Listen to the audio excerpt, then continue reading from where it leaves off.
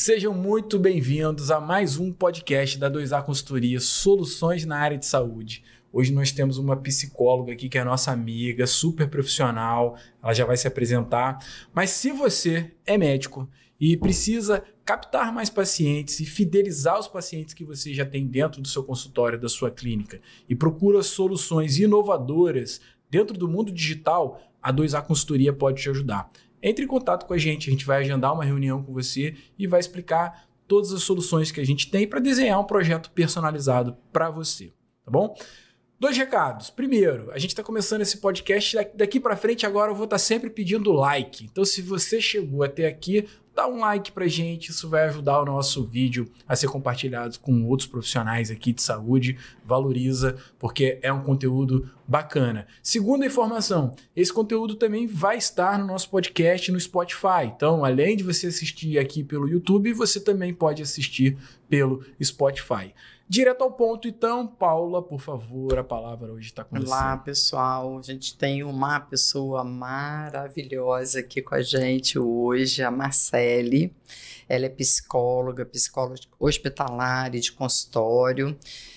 Obrigado por você estar aqui nesse momento tão importante, tão bacana a gente poder dar recados bons e positivos para as pessoas, né? Queria que você se apresentasse, contasse um pouco da sua história, o que te levou a ir para psicologia, o que te levou a fazer uma especialização em psicologia hospitalar, como que isso tudo acontece? Conta para a gente um pouquinho aí da sua história.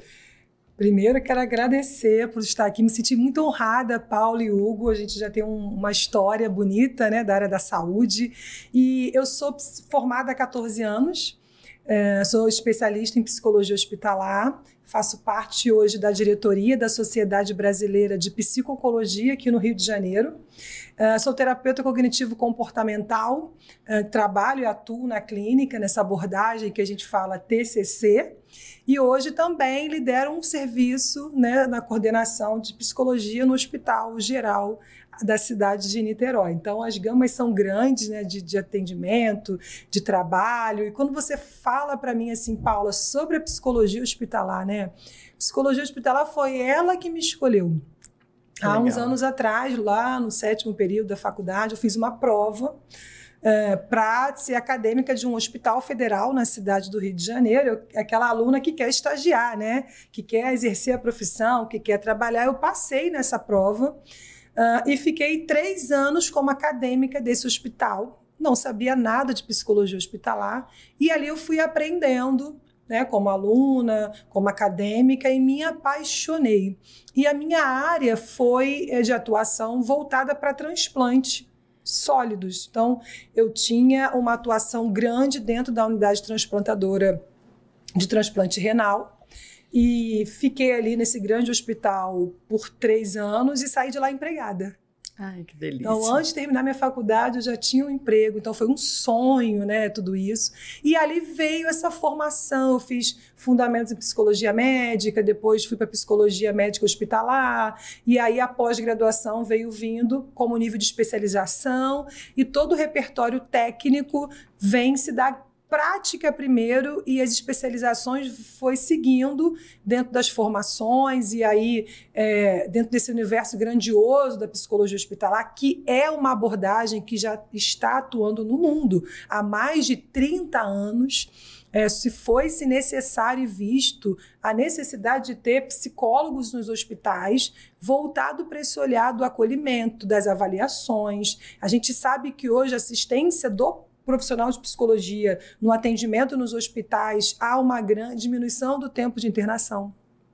O impacto do diagnóstico é onde a gente atua em todo o processo, desde quando esse paciente entra, do impacto do diagnóstico, do processo de tratamento, adesão a tratamento. Então, assim, é um leque muito grande da atuação do psicólogo dentro do ambiente hospitalar. E o que a gente também vê hoje é que os psicólogos eles fazem parte também de todo o processo de certificações internacionais. Hoje, os grandes hospitais querem ter os nomes e certificações a nível de segurança do paciente, a nível de protocolos seguros.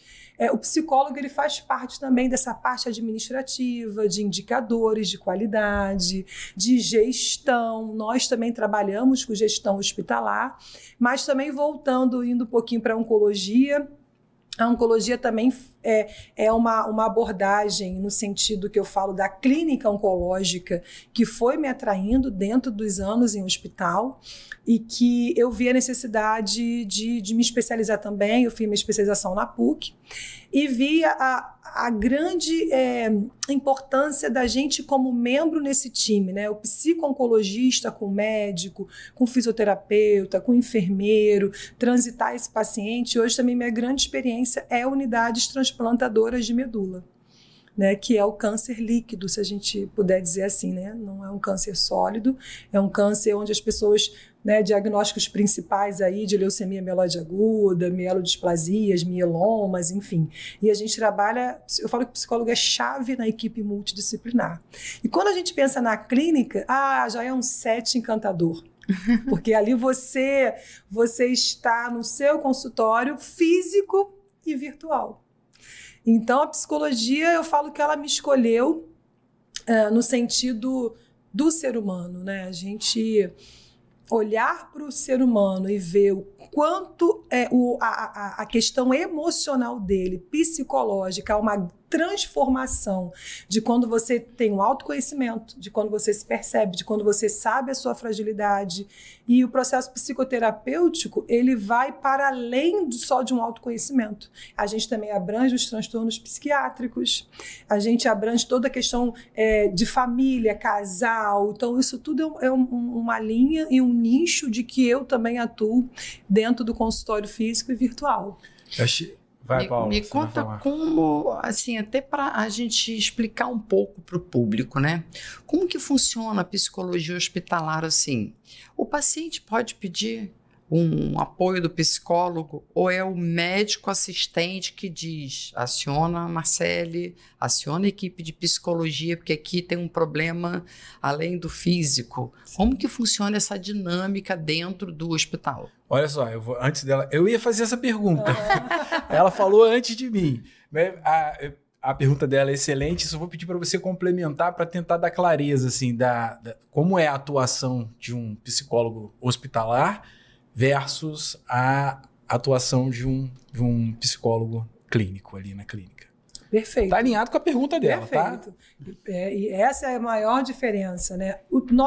Os dois são psicólogos clínicos em sets diferentes, que eu falo, né? Mas a especialização em psicologia hospitalar, ela é voltada para esse set da saúde, né? Do ambiente físico de hospitais, de clínicas, enfim, postos de saúde, de grande ou médio porte de hospitais. O atendimento dentro dos hospitais gerais, ele está voltado para quê? Para o paciente, para a família e o acolhimento da equipe de saúde também. Ai, que bacana. Né? Porque a equipe de saúde vivencia todo o processo de diagnóstico com esse paciente, com essa família. Também sofrem abalos do processo. Sim. Eles criam vínculos, então tem todo esse repertório também nesse olhar para a equipe de saúde, com grupos, psicoeducação, sobre os aspectos emocionais desenvolvidos pelo paciente. A equipe precisa ser orientada. Como chamar, né? Como o psicólogo chega? Cada hospital tem a sua linha de solicitações, se eu puder dizer assim. Hoje, a gente sabe que as pessoas cada vez mais conhecem mais sobre a psicologia e perguntam. Então, quais são as possíveis solicitações? O próprio paciente pode solicitar, a família pode solicitar, existe muito isso hoje. Os médicos é a maior demanda de solicitações, que podem ser por parecer médico, a equipe multidisciplinar também. Ou seja, todo aquele que cuida do paciente, porque um fisioterapeuta, um nutricionista, um médico, um enfermeiro, eles estão na ponta com esse paciente, então eles conseguem perceber o declínio clínico desse paciente, a perda, né, clínica desse paciente dentro da doença física. E eles conseguem perceber quando esse paciente tem um declínio clínico emocional. Eu não sabia que o paciente poderia solicitar. Você sabia, Paulo? Não. Também não sabia. Não sabia. Pode solicitar. E aí Isso ele pode até se tornar seu paciente depois, né? Ele pode sentir a necessidade e ele ou alguém falar, olha, você pode solicitar um psicólogo para te ajudar. Isso cada vez mais tem ocorrido com mais frequência, porque a gente sabe que a internet, a comunicação virtual, as redes sociais, isso traz conhecimento para as pessoas. E hoje nunca se falou tanto de saúde mental como a gente se fala hoje nas mídias, na televisão, em podcasts como esse, em todos os lugares, né? A gente teve as Olimpíadas. Quanto se falou, a saúde mental venceu, né? A gente ouviu muito isso com a Rebeca, com as meninas Simone da ginástica. Também, né? Ela parou, né? A Simone Biles até parou. Teve uma ginasta que na Olimpíada passada ela parou. É americana, a Simone. Foi a Simone. Ela parou, falou, vou dar uma parada, vou cuidar da minha saúde mental e depois eu volto. Voltou e brilhou, né? Então ela conheceu os seus limites, é importante. Dentro do hospital a gente já tem muito isso. E dentro disso, dentro da pergunta do Hugo, qual é a diferença, né? A diferença é que no consultório o paciente ele vai até você, né? Na consulta online o paciente te procurou. Ele quer uma psicoterapia de continuidade. No hospital, você não é o mesmo padrão de atendimento. Por quê? Porque o atendimento ele tem que ser breve e focal, tem que ter início, meio e fim. Porque eu não sei o que vai acontecer com esse paciente amanhã. Ele pode entubar, ele pode ter alta. Pode ser uma internação rápida, uma internação muito curta. O atendimento ele é pontual, mas muito profundo e assertivo, direcionado à demanda que o hospital provoca nesse paciente. O atendimento do psicólogo não é voltado para as questões anteriores da vida dele, é o que a internação impactou no processo emocional desse paciente, desta família, né? Às vezes é uma mãe, uma mulher que está grávida do primeiro filho e descobre um câncer na gestação. Isso impacta toda uma questão de uma maternidade. Isso impacta o adoecimento por um câncer, que é uma doença ameaçadora da vida, que as pessoas associam câncer à morte, mas hoje a gente sabe que tem tratamentos para isso, mas no processo de gravidez, isso tem acontecido, eu já atendi várias pessoas nesse caso. É um risco também, né? Um risco, você envolve a família dessa pessoa, você envolve toda a vida dessa pessoa. O psicólogo ele é chamado no início desse diagnóstico para que trace um plano de cuidado, e aí o plano de cuidado é multidisciplinar. É com o médico, é com a equipe multi, vai traçar ali um plano de conduta de atendimento com essa família e sempre pensando qual é o prognóstico, qual é o tempo que esse paciente vai ficar aqui, doutor? Qual é o tempo o que é possível fazer naquele momento e depois fazer os encaminhamentos necessários. Mas lá no setor de transplante, que a internação é prolongada, né? Vai de 20 a 35 dias. Já tem esse protocolo já para acompanhar esse paciente, já que é uma internação eletiva, você sabe que vai entrar, ou também é só essa equipe solicitar esse apoio? A unidade transplantadora de medula já é um viés bem diferenciado, porque são pacientes que ficam dentro desse confinamento dentro do hospital. E aí, como que é feito o plano terapêutico desse paciente? Há uma consulta pré-transplante, onde a gente conhece esse paciente bem antes dele internar. Então, ali a gente faz uma avaliação psicológica desse paciente. A gente observa e avalia se ele tem expectativas reais do transplante, se ele compreende o que é realmente o transplante, que às vezes pode ser óbvio, mas não é. Para ele não está claro, quem assume o papel de entender tudo é o marido, é a filha, é o cuidador, e essa pessoa não sabe o que está acontecendo direito. Se ele manifesta e quer transplantar, e ali se ele tem alguma doença psiquiátrica, se ele já fez tratamento psiquiátrico, se ele toma alguma medicação. Enfim, é um roteiro de avaliação grande, onde a gente traça nesse paciente todo esse perfil psicológico e emocional, não só dele, mas da família e do doador também. E a gente vê muito se ele tem fobias de agulha, porque é um tratamento invasivo, né? Paula, ele passa por fortes doses de quimioterapia que destrói a medula óssea dele, basicamente, se eu puder explicar, para ele receber uma medula nova. Ou um transplante autólogo, que é dele para ele mesmo, e um transplante halogênico, que é de um doador externo ou um doador aparentado. E esse paciente tem vários sintomas, né? Vai ter queda de cabelo, porque ele iniciou quimioterapia, esse paciente vai ter medula zerada, esse paciente vai ter uma longa internação, e dentro disso a gente vê como que ele lida com o confinamento. Então, quando esse paciente, a gente já traça um plano dele de cuidado previamente, para que quando ele entre na unidade, a gente já tenha traçado esse cuidado junto da equipe multidisciplinar e, principalmente, ele é acompanhado, no primeiro momento que ele interna, ele é acompanhado no processo de quimioterapia, próximo ao dia do transplante, que é a infusão da medula, pós o transplante até a sua alta hospitalar. Ali, realmente, o profissional de psicologia ele é totalmente diferenciado. É outro contexto, é outro né? contexto. Como é mais complexo, talvez, né? Eu falo que a complexidade ela é emocional, física, mental, do próprio corpo, né? Porque você recebe uma medula nova e o seu corpo tem que reconhecer aquela nova medula de maneira muito, muito assim, fácil de entender, porque também é complexo de explicar. E o processo de recuperação dessa medula, que é a famosa pega da medula, que esse paciente celebra o seu novo aniversário. Muito bom. Você é médico ou gestor de uma empresa de saúde? A 2A Consultoria pode transformar seu negócio. Somos especializados na saúde e oferecemos estratégias inovadoras para hospitais, clínicas e consultórios. Além disso, ajudamos médicos a construir autoridade no mundo digital. Potencialize sua presença com a 2A Consultoria. Agende gratuitamente uma reunião estratégica de 20 minutos conosco. Ganhe mais tempo e melhores resultados. Fantástico.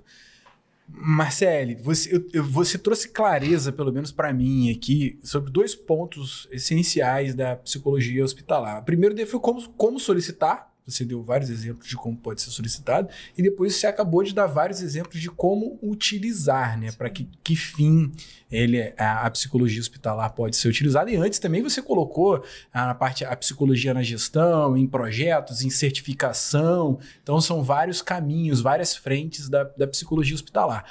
Quero trazer agora aqui para a gente falar um pouquinho da saúde mental do médico. Isso. Vamos falar um pouquinho sobre isso. O que você quer perguntar, Paula? A gente atende muitos médicos, né? Na nossa consultoria. A gente tem clientes médicos e parece, né? Aparentemente, eles estão sentados lá do outro lado da mesa, né? Dono de si, dono do paciente.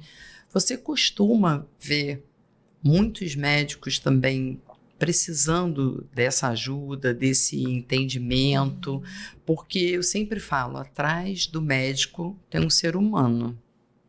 Então a gente olha e acha que ele é o todo-poderoso, né? Que é como eu digo, o super-herói. Mas tem um ser humano por trás daquele CRM.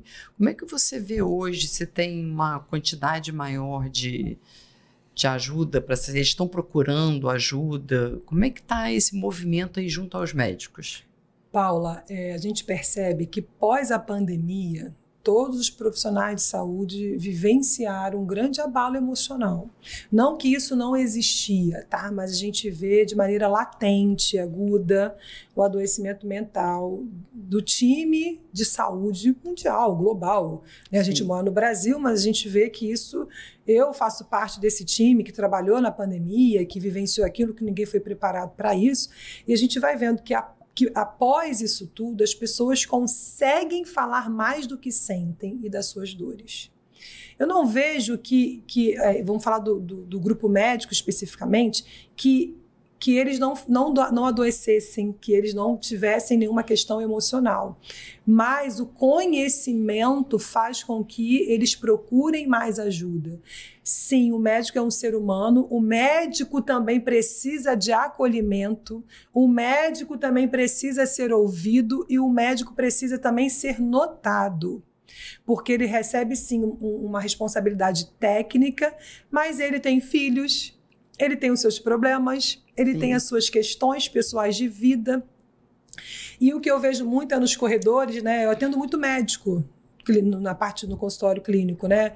Então eu vejo muito, Marcele, vamos fazer um grupo aqui, vamos falar sobre isso. Tá muito difícil, né? É muita pressão em todos os lados. E quando a gente ouve essa questão da pressão, há uma pressão social, emocional, há uma pressão de responsabilidade de eu sou o médico e dou o diagnóstico, né? E eu falo no sentido do todo. O ser humano ele vem adoecendo. E qual é a maior questão? É a automedicação de todos os profissionais de saúde. Né? Não só do médico, mas acesso fácil às medicações e às vezes a gente faz o uso, né? Como você, eu tenho acesso a isso, eu faço uso disso, eu faço uso daquilo, mas a gente não tem um tratamento. E quantas vezes a gente vê uma pessoa, né, médico ou da área da saúde, enfim, qualquer outra especialidade, tendo crise de ansiedade e não percebe. Não tem esse tempo nem de perceber. Quando vai ver, ele já está dentro da crise, porque a vida é muito corrida. É aquela sensação que você tem que correr. Eu estou sempre correndo atrás, mas na verdade, o correr atrás eu nunca chego, né? Eu brinco, tem que aprender a correr. Porque você está sempre correndo, né? Está sempre né? correndo. Então, assim, você nunca chega em algum lugar e a gente perde muito essa meta de vida, os objetivos. Então, falando do grupo médico, é um grupo brilhante. Eu sempre me dei muito bem com a equipe médica em todo lugar, todos os lugares que eu trabalhei, porque a gente precisa honrá-los e respeitá-los. Porque eles que me chamam, né, Paula? São os médicos que chamam a psicologia. Para o médico chamar o psicólogo, porque ele percebe no seu paciente que ele não está bem. E isso, para mim, enquanto profissional, enquanto psicóloga, que às vezes as pessoas desvalorizam um pouco esse profissional, nossa, é incrível, né? E o médico dá o comando, dá a direção. Eu falo que o enfermeiro, ele é aquele que toca a orquestra. E a gente vai tocando cada um o seu instrumento. Quando todos nós estamos juntos, sai uma grande sinfonia. Isso é um grande benefício para o paciente, né? E até para o próprio médico, enfermeiro, poder um contar com o outro. Porque bem lá no passado, não se falava muito em equipe multidisciplinar. Sim. Bem lá no passado, nem se pensava em ter psicólogo em hospital. Nossa, então, essa evolução do cuidado com o ser humano, e aí conecta muito com o que a doutora Ana falou da experiência humana, que é diferente da experiência do paciente. Está falando da experiência humana, é de todo mundo, né? Então, quando essa equipe está junta e todo mundo... O médico, quando percebe que o paciente está com alguma necessidade, quer dizer que ele está olhando esse paciente na questão humana. Sim. Também. Não está só vendo se ele fez febre, se o curativo ficou bom. Ele está tendo essa visão humana, que é um assunto que a gente vem trazendo. O quanto que o médico consegue se conectar com o seu paciente, de ouvir seu paciente, de fazer essa troca de experiência com o paciente, e daqueles que estão tocando no consultório com velocidade, não para pensar nisso. Ele não vê só a doença. Não é mais o médico paternalista. Eu falo, é desse jeito. Ele vê o todo. Se o médico... Não só o médico, gente, mas a gente está falando do médico aqui, ele consegue olhar para além do olhar, para além do diagnóstico, ele olha para dentro do paciente. Essa é a verdadeira experiência humana. Isso é fantástico. É incrível. O médico que consegue hoje praticar, tá? Porque a gente vê que não são todos, mas o médico, talvez por estar num ambiente hospitalar, e isso faz parte da engrenagem, de alguma forma ele está sendo ensinado a olhar para a questão humana. Porque senão ele fica fora do contexto. Né? Então, ele vai sendo ensinado. Eu acho isso um benefício gigante, porque quando ele para e não olha só a parte da doença, que olha a questão humana, ele também está olhando para ele está treinando o olhar dele humano. Então, acho que vira uma grande escola. Muito bom, muito bom. Vou fazer aqui uma conexão com já que a gente está falando do médico, da equipe multidisciplinar, a gente estava aqui nos bastidores falando do set digital da equipe multidisciplinar. Você pode falar um pouco para a gente o que é isso, como que funciona, se isso é novo, explicar para quem... Eu não sabia, eu vou ser sincero aqui para você, eu não sabia o que era um set digital com uma equipe de profissionais de saúde trabalhando.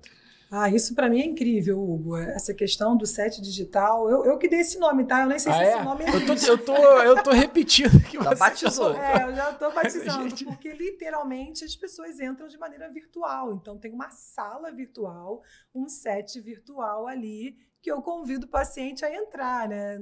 E eles precisam se sentir sentados no sofá do meu consultório.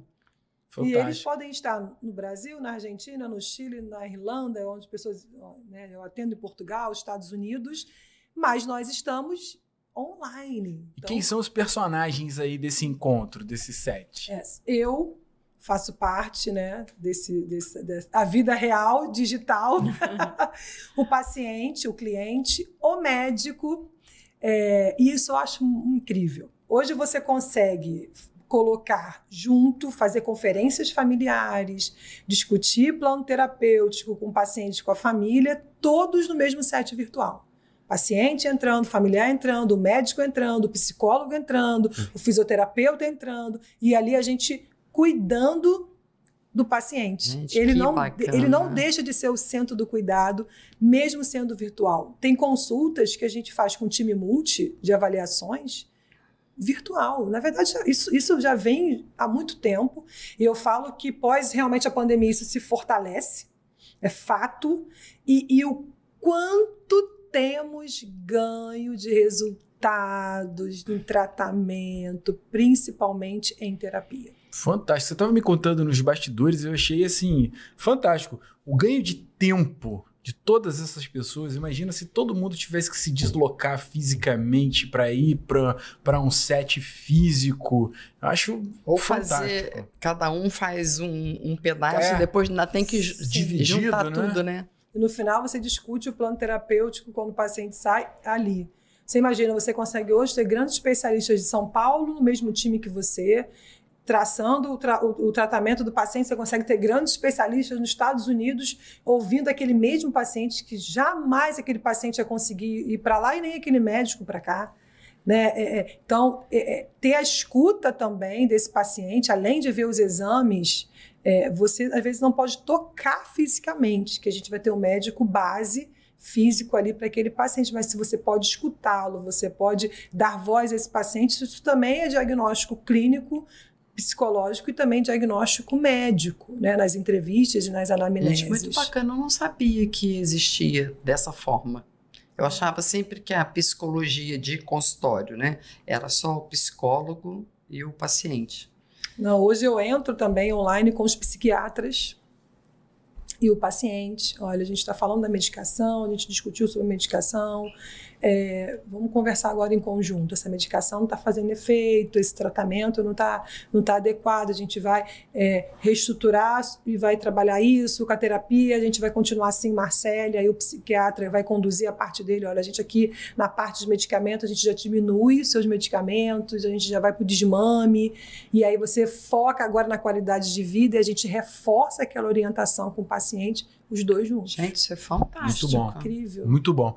Fazer uma conexão dessa equipe multi-digital com o momento pós-pandemia. Esse momento pós-pandemia ajudou nessa quebra de paradigma dos pacientes que antes tinham mais receio de ir para a consulta digital, e depois da pandemia, como é que eles estão? É isso que quebrou todo esse paradigma de todo mundo, né? Porque não tinha como. Inclusive, eu atendi online não com tanta frequência. Eu cheguei ao ponto de ficar 100% online. E o mais interessante, Hugo, é que os pacientes que eram presenciais, eles não querem mais Eles voltar. querem agora o digital. Isso é muito bacana. E isso não tem idade. Eu atendo uma senhora de 79 anos online. Opa! E ela, assim, pega o telefone dela e senta lá, bota ele ali, bota o fone de ouvido, porque tem umas regras também para você atender online. Você tem que estar sozinho, você tem que estar num ambiente seguro, fechado. Eu envio, né, antes o modelo da sessão online, né, desse set virtual. Então, 79 anos, 80 anos... Não tem limite, né? E parece que as pessoas, depois da pandemia, elas estão procurando mais mais ajuda, procurando falar sobre as coisas que talvez antes... vamos vivendo, né? Vamos fingindo que não está aqui. Parece que a pandemia deu um sacode tão grande que as pessoas acabaram saindo da caixinha, do armário para procurar mais ajuda. Não é? Muito bom.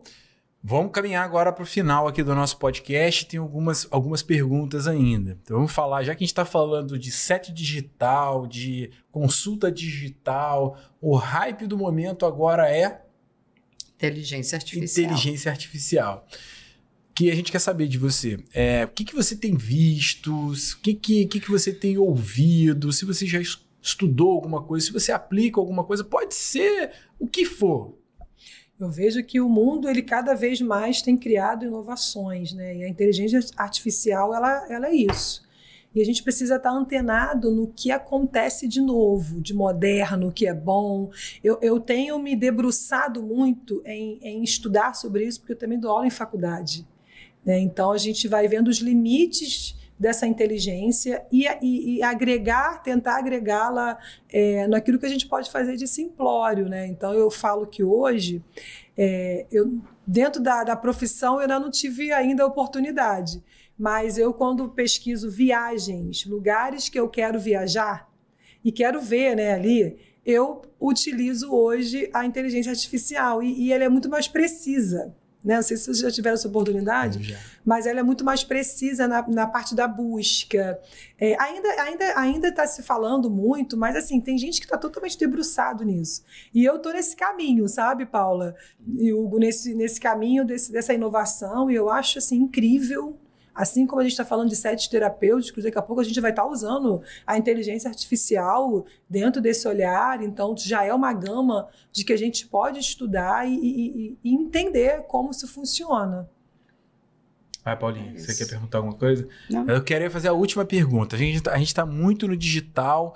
Queria saber, assim, da parte digital, falando de redes sociais, internet, Google, qual é o impacto disso na psicologia ou dentro do seu trabalho? Você chega a usar alguma coisa? Você tem feedback dos pacientes de repente verem algum conteúdo seu, te seguir? O que você sente disso? As redes sociais hoje, ela é uma comunicação, ela é sua comunicação, ela é sua propaganda, ela é onde você fala o seu nicho, ela é onde você traz o que você faz, ela é onde os pacientes te conhecem, né? Quem é a Paula? Vou digitar. Tem a Paula no Google, tem a 2A Consultoria, onde que eles estão, o que eles fazem. Então, eu tenho muito retorno de Instagram, sobre procura para terapia, e ver os vídeos atrai as pessoas dentro daquele nicho. Quando eu falo nicho ansiedade, depressão, enfim, dentro da parte também eu faço orientações e consultorias para montar serviços em hospitais de psicologia, em clínicas de saúde, né? Eu dou supervisão de casos clínicos para psicólogos. E as pessoas procuram isso, né? Então, ali tem as informações do que eu faço, tem as fotos. Então, hoje, o digital não tem como a gente voltar para o analógico. Acabou isso.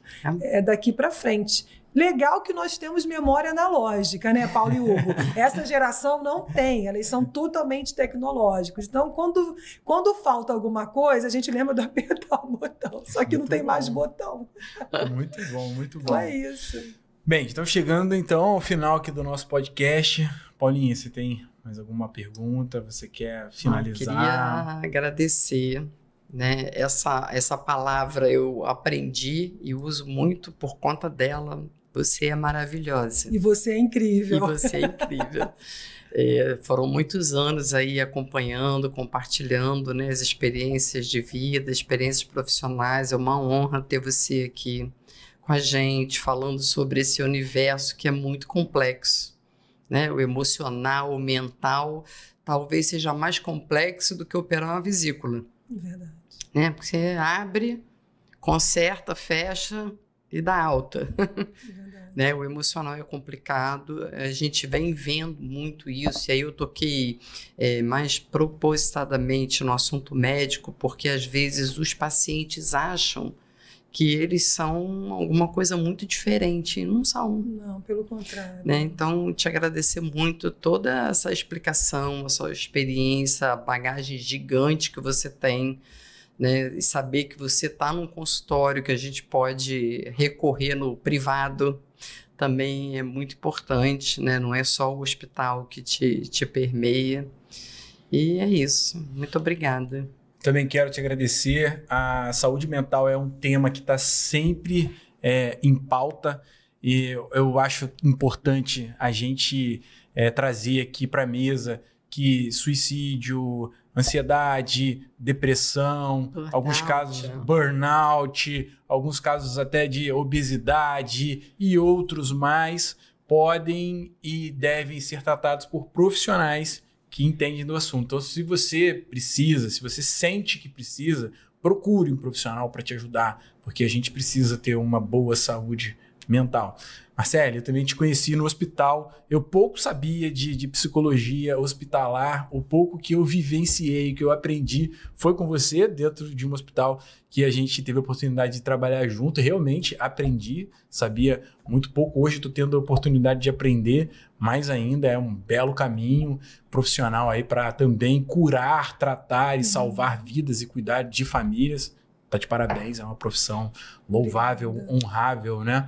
Muito obrigado por você ter aceitado vir aqui no nosso podcast, bater um papo. Você viu? Foi leve, foi suave, é agradável, não tem roteiro, aqui é a vida como ela é, e a gente faz desse jeito mesmo. Mais uma vez, muito obrigado pelo seu tempo, por você dedicar, trazer a sua experiência e a sua energia aqui pra gente, tá bom? Muito obrigado. Eu também quero agradecer a vocês, Paula, quero te honrar, a mulher incrível, profissional brilhante que você é e pôde contribuir na minha vida, você sabe disso. Hugo, com esse olhar claro, simples, técnico e profundo, a gente sempre se encontra na vida, né? Sempre, e a gente está sempre entrelaçado. Sempre. Eu quero deixar uma mensagem para você que está assistindo a gente. Boa. A vida, ela não é um ponto final. A vida é o ponto que ela se apresenta a dar. Às vezes vai ser um ponto parágrafo para você começar uma nova história. Às vezes vai ser as reticências, as exclamações ou as interrogações. Eu não sei que ponto você está na vida, mas eu quero te dizer uma coisa, que hoje a gente pôde contribuir e conversar aqui na A2 Consultoria, que sempre há um caminho, sempre há uma possibilidade. E nós somos profissionais que podemos te ajudar, assim como médicos, psicólogos, né? E a gente está aqui para poder contribuir sempre. Eu quero agradecer a vocês e que a gente tenha próximos, né? Até a próxima. Tá bom, muito obrigado. Vamos encerrar então aqui o nosso podcast da 2A Consultoria, soluções na área de saúde. Até a próxima. Você é médico ou gestor de uma empresa de saúde? A 2A Consultoria pode transformar seu negócio. Somos especializados na saúde e oferecemos estratégias inovadoras para hospitais, clínicas e consultórios. Além disso, ajudamos médicos a construir autoridade no mundo digital. Potencialize sua presença com a 2A Consultoria. Agende gratuitamente uma reunião estratégica de 20 minutos conosco. Ganhe mais tempo e melhores resultados.